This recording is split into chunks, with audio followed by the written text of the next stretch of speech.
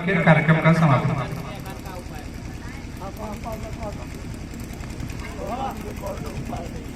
धन्यवाद सर, बहुत कम समय मिला लेकिन हम लोग जीरो से स्टार्ट करते हैं, क्योंकि मंजिल उनको मिलती है जिनके सपनों में जान होती है। मंजिल उनको मिलती है जिनके सपनों में जान होती है। पंखों से क्या होता है? हौसलों से उड़ान होती है। पंखों से क्या होता है? हौसलों से उड़ान होती है। कहने के लिए हम बहुत सारी बातें करेंगे, लेकिन जो ऑर्गेनिक क्षेत्र में काम हो रहा है वो फार्मर सेल्स की तरफ से हो रहा है। जब आप अगर पिछले 50 दशक आजादी के पहले की बात करें तो जब हमारा भारत आजाद हुआ उस समय करीब 35 करोड़ की आबादी पूरे भारत की थी, और आज 1 अरब 35 करोड़ की आबादी हमारे भारत की है। यानी 70 दशकों में हम कितना उत्पादन किए कि हम उसके, अगर हम पहले की बात करें तो हमारे पास इतना खाद्यान्न नहीं होता था कि हम वर्ष भर भोजन कर पाए। यानी हम महुआ, ये आपकी तरह तरह की जो छिलमी मटर की है, या जो मोटे अनाज होते थे जिनको शायद हम लोगों ने किताबों में पढ़ा है, चावा, कोदो, काकुन, गोजई, ये खाते जीवन यापन करते थे लोग। और ईख का रस पी के, गन्ने का रस पी के उसको जीवन यापन करते थे। अच्छी की बात है। हमारे यहाँ जो गेहूं की वैरायटी हुआ करती थी 4-4.5 फीट की हाइट की हुआ करती थी, और 2 बीघे खेत की कटाई करने पर 50 किलो गेहूं का उत्पादन नहीं होता था। निश्चित है किसान भाई जानते थे उस समय हमारे पास कोई रासायनिक उर्वरक नहीं था। अब धीरे धीरे जब देश आजाद हुआ तो सबसे पहले हमने भोजन की समस्या को सुलझाने की बात हुई, और उस समय पंडित जवाहरलाल नेहरू, उस समय भारत के प्रधानमंत्री हुआ करते थे, उन्होंने सोचा कि सबसे पहले हमको कृषि क्षेत्र में काम करना होगा, पंचवर्षीय योजनाएं बनानी होंगी, किसानों के लिए कल्याणकारी योजनाएं बनानी होंगी, ब्लॉक स्तर पे एक ऐसे संगठन का गठन करना होगा जहां की साइंटिस्ट की टीम रहे, किसानों को खेती बाड़ी के तरीकों को बताए, और सबसे पहले हमारी जो भूख है ना उस भूख को शांत कर दे। क्योंकि मनुष्य बनने के लिए 4 चीजें आवश्यक है। आवश्यकता 4 चीजों के लिए आवश्यकता होती है कि मनुष्य का निर्माण किया जाए। पेट को आहार, पहली बात है पेट की बात आती है, पेट को आहार, मस्तिष्क को विचार, अंतःकरण को संस्कार और आत्मा को प्यार। ये बहुत गूढ़ रहस्य की बातें हैं, कभी समय मिलेगी तो विस्तार से चर्चा होगी।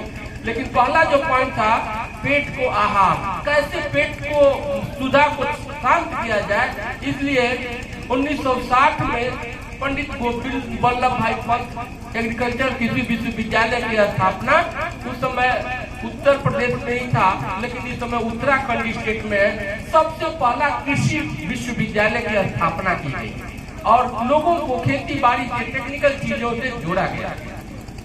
और उसी समय बाहर से, अमेरिका से गेहूं की बौनी वैरायटी का कुछ बीज मंगाए गए, और हमारे यहाँ मोटे अनाजों में एक तरह से कहें कि 60 से लेके 65 के दशक में क्रांति आ गई, जिसको हम हरी क्रांति के नाम से जानते हैं। और आज खाद्यान्न के उत्पादन में बहुत ज्यादा हमारा उत्पादन शुरू हो गया।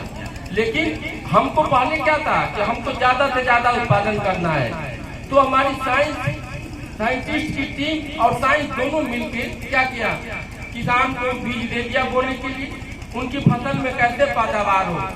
हमारे पास जो खाद्यान्न थे धीरे धीरे कम होते थे, समस्या हमारी भूख की मिटाने की थी, तो किसानों को हमने यूरिया दिया छिड़काव करने के लिए, और हम कहते थे कि ये यूरिया लीजिए और अपने खेत में डालिए, आपका खेत में पौधा बढ़ जाएगा। तो किसान कहता था आप हमको जहर दे रहे हैं, हमारे बच्चों को जहर खिला रहे हैं, हम इसका छिड़काव नहीं करेंगे। तो कहते ठीक है दादाजी यहाँ आइए, लाठी लिए है, कहे हाँ, पहले अपने खेत में लाठी डालिए और देखिए आपका पौधा कितना बड़ा है, निशान लगा लीजिए यहाँ मिट्टी से, और कल सुबह आकर देखिएगा फिर आपका पौधा कितना बढ़ जाएगा। तो रात को छिपके से जब सारे लोग सो जाते तो खेत में जाके यूरिया छीट के चले आते थे, और अगले दिन उनको जब हम ले जाकर के खाते थे तो जो उनका पौधा था वो बड़े बड़े हो गया, इतना बढ़ गया। कहते थे दादाजी आप पौधा नापिए, तो नापते थे तो कहते थे कहते पौधा तो इतना बढ़ गया एक दिन में। क्या कहते हैं कि यही साइंस है, यही साइंस है, इसका इस्तेमाल करिए। अब हमारे पास लगातार हम लोगों ने किसानों को जब दिया, किसानों की आवश्यकता हो गई और हमारे पास इतने खाद्यान्न हो गए कि शायद अगर हम 2 साल और खेती करना आज से भी बंद कर देना तो हम 2-3 साल तक खुद उस खाद्यान्न से खा सकेंगे। और भारत सरकार ने 2002 दशक से उन तमाम गरीब परिवारों को 35 केजी राशन देना शुरू कर दिया। लेकिन 2000 के बाद उसके दिमाग में ये भी आया कि अब हम तो हमारा पेट तो भर गया, लेकिन अब हमको क्वालिटी बेस्ड खाना कैसे मिले। इसके लिए उसने ऑर्गेनिक सेक्टर में अपना काम करके कि जो हम क्वालिटी क्वांटिटी को मेंटेन करेंगे उसके लिए हमको ऑर्गेनिक सेक्टर में काम करना होगा। और ऑर्गेनिक सेक्टर में सबसे बड़ी समस्या है खरपतवार की समस्या, कीट नियंत्रण की समस्या। इस प्रकार की जो हर्बिसाइड, इंसेक्टिसाइड, पेस्टिसाइड हम उपयोग करते हैं वो हमारी कोई दवाई ऑर्गेनिक सेक्टर में नहीं। सिर्फ हम जीवामृत, धन मित्र डालने से, गोबर की खाद डालने से खरपतवार को नियंत्रित नहीं कर सकते। उसके लिए हमको कल्चर प्रैक्टिस जो क्रियाएं हैं, जुताई, बुराई, निराई से संबंधित क्रियाएं हैं, सिंचाई की पद्धति है और साथ में जो ऑर्गेनिक प्रोडक्ट है उसका उपयोग करना होगा। तो हम सभी किसान भाइयों से कहते हैं कि वो मास्टर खाद का उपयोग करें, मास्टर पेस्टिसाइड बनाएं जो आपके घर में उपलब्ध है। और साथ में जो हमारे कंपनी का, जैसे आप अभी यूरिया की किल्लत से जूझ रहे हैं, ये जो है ग्रीन प्लस है, ये पूर्व से जैविक प्रोडक्ट है, लिक्विड में है। इसका 2 ml प्रति लीटर पानी में आप छिड़काव कर सकते हैं मिला के। साथ में ये इसमें बैक्टीरियल है, एक जगह आप ऐसा डब्बा गिरा देंगे तो पूरा एरिया में जितना आपका खेत रहेगा उसमें धीरे धीरे फैल जाएगा। ये बैक्टीरिया है, मूविंग करता है, ये चलते चलते चलते चला जाएगा। लेकिन अगर हम 2 लीटर पानी में इसका स्प्रे करेंगे तो इसका बेहतर रिजल्ट आएगा। 2 ml प्रति लीटर पानी में अगर 1 एकड़ में आपका छिड़काव करना है तो इसके लिए हम इसका 1 केजी 1 एकड़ के लिए पर्याप्त है। ग्रीन प्लस के नाम से है। ये आपको कोई हानिकारक केमिकल नहीं है, न इसमें कोई ऐसा प्रोडक्ट है कि जो आपके खेत के लिए, आपके मृदा के लिए, आपके स्वास्थ्य के लिए कोई लाभदायक होगा। तो रूट से लेके फ्रूट तक, यानी हम पौधे की वृद्धि से लेके, यानी पौधे का सीड ट्रीटमेंट जिसको कहते हैं सीड ट्रीटमेंट, इसका उपयोग एक और बता दें हम। जैसे आप 2 ग्राम लेके प्रति 10 केजी पर आपने 2 ml ले लिया, 1 लीटर पानी में मिला के उस बीज को सीड ट्रीटमेंट भी कर दिया, यानी उस पर एक तरह की मोटी परत, और आने वाले समय में जो बीज की क्वालिटी क्वांटिटी होगी उससे हमारी मेंटेन होगी। यानी हमारे पास वो सारे प्रोडक्ट हैं जो आपको ऑर्गेनिक करने पर कोई दिक्कत नहीं होगी और बेहतर उत्पादन के लिए हम लोग आपके साथ हैं। फार्मर स्टेज परिवार आपके साथ है। मैं ज्यादा समय आपको नहीं लूंगा। आप कोई भी सुझाव चाहते हैं तो आप हमारा कॉन्टेक्ट नंबर है। आपको चाहे सीड की बुआई करनी है, चाहे फसल की बुआई करनी है, ऑर्गेनिक सेक्टर में जो भी प्रोडक्ट लगेगा, जो भी प्रकार है, टेक्निकल चीजें हैं, वो आपको हमारे माध्यम से बताई जाएगी। मैं गीत के माध्यम से किसान भाइयों को 2 लाइन अपने गीत के माध्यम से बताना चाहूंगा और इसके बाद अपनी बारी को विराम दूंगा। बढ़ाए जा कदम जवान, तू कदम बढ़ाए जा। हमारे जो किसान भाई है अगला कदम, अगली फसल के लिए कैसे तैयार रहते हैं, उसके गीत के माध्यम से मैं उनको जोड़ने का प्रयास करूंगा।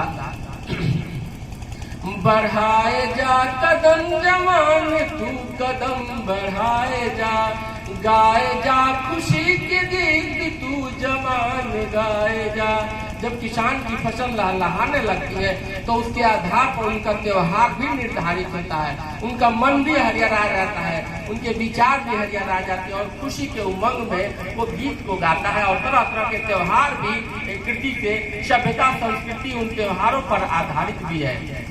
बढ़ाए जा कदम जवान, तू कदम बढ़ाए जा, गाए जा खुशी के गीत तू जवान गाए जा।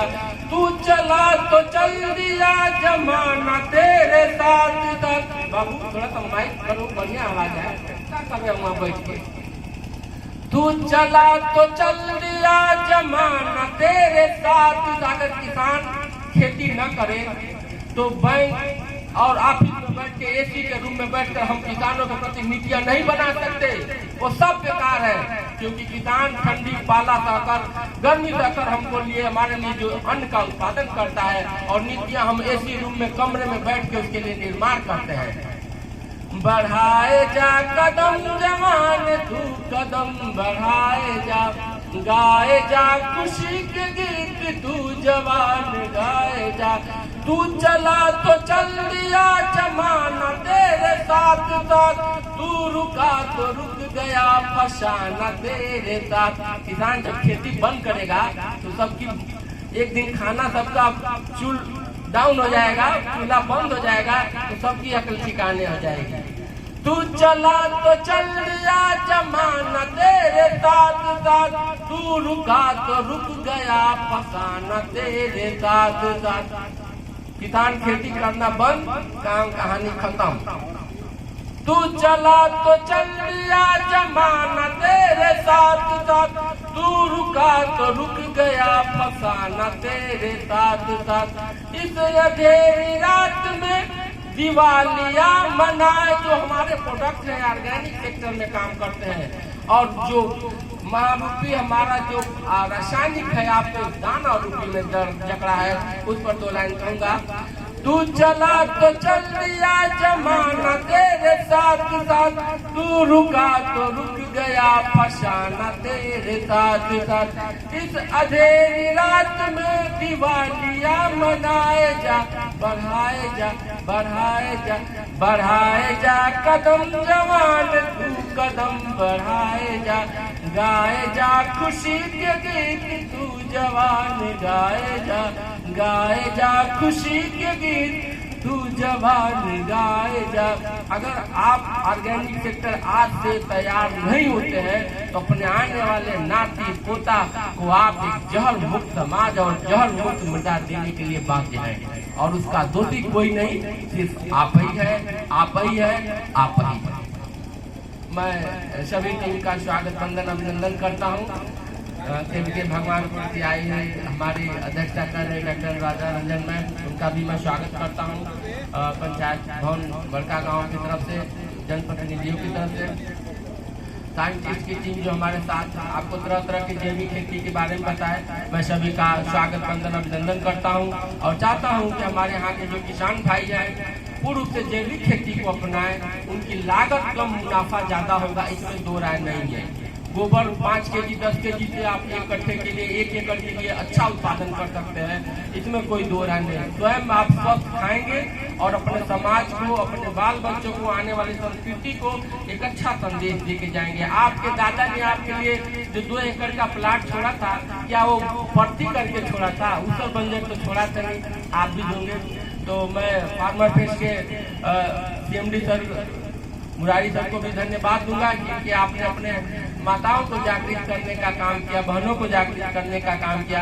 मैडम ने जो स्वच्छता का संदेश दिया वो भी आप उसका अमल करेंगे, अपने आसपास के वातावरण को साफ सुथरा स्वच्छ रखेंगे, आप भी स्वस्थ रहेंगे, आपका समाज रहेगा स्वच्छ, धरा भी रहेगी स्वस्थ, हमारा मन भी रहेगा। तो निश्चित है इन सब ढेर सारी शुभकामनाओं सभी का स्वागत वंदन अभिनंदन, धन्यवाद धन्यवाद।